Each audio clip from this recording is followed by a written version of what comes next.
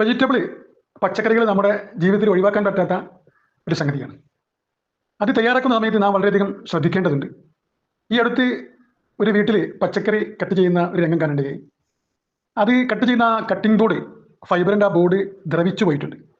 ആ vegetables cut ചെയ്യുന്നതിൻ്റെ കൂട്ടത്തിൽ അത് ദ്രവിച്ച് ആ പൊടികൾ ഇതിൻ്റെ കൂടെ ചേരുന്നുണ്ട്.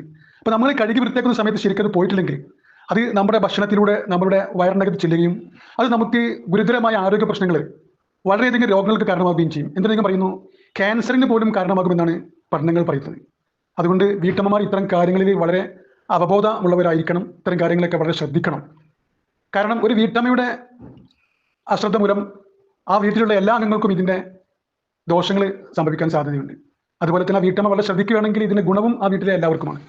അതുകൊണ്ട് ഇത്തരം കാര്യങ്ങളൊക്കെ നമ്മൾ വളരെ ശ്രദ്ധിക്കണമെന്ന് ഉണർത്താനാണ് ഈ വീഡിയോ കൊണ്ട് ഉദ്ദേശിക്കുന്നത്. Okay, thanks.